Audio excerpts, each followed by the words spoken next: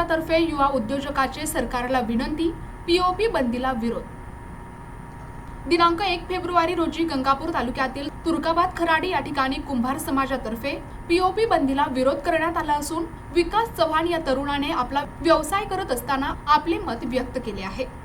हा आमचा व्यवसाय आजोबापासूनचा आहे, पारंपरिक व्यवसाय आहे। पूर्वी आमचे आजोबा मातीचे गणपती बनवायचे, पण मातीचा हा गणपती बनवण्यासाठी खूप वेळ लागतो।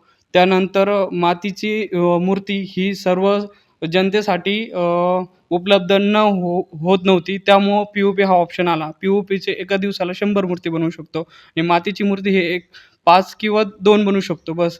आणि आता हायकोर्टाने हा निर्णय दिला की पी-ओ-पी बंद करावं। पण महाराष्ट्र शासनाने हाच युवकांसाठी हे केलं आहे की तुम्ही उद्योजक बना। आता आम्ही नोकरी सोडून उद्योजक बनण्याचा हा प्रयत्न केला आहे, पण त्यावरती पण काही व्यक्तींनी, विरोधी व्यक्तींनी की पी-ओ-पीपासून प्रदूषण होत आहे, पण पी-ओ-पीपासून आजपर्यंत मला तरी नाही आठवलं की कुठल्या व्यक्तीचा जीव गेला आहे। पी-ओ-पी ही सर्वसामान्यांसाठी किंवा आम्ही कुंभार समाजासाठी, इतरांसाठी हा एक व्यवसाय असून यापासून आम्ही दोन रुपये कमवतो।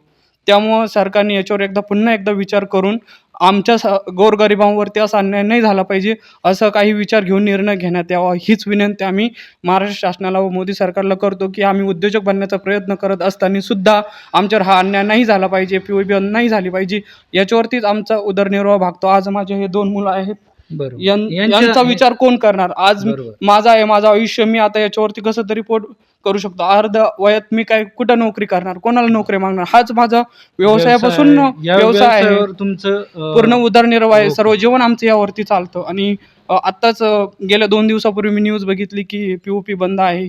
आमची सर्व कुंभार समाजाच्या वतीने मी सरकारकडे विनंती करतो की पी-ओ-पी बंद नाही व्हायला पाहिजे, नाहीतर आम्हाला आत्महत्येशिवाय पर्याय उरणार नाही।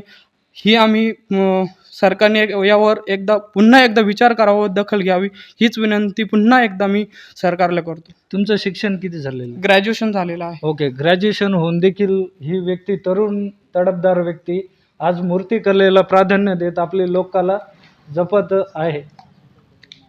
आणि तुम्हाला शासनातर्फे काही लाभ मिळतात का भाऊ?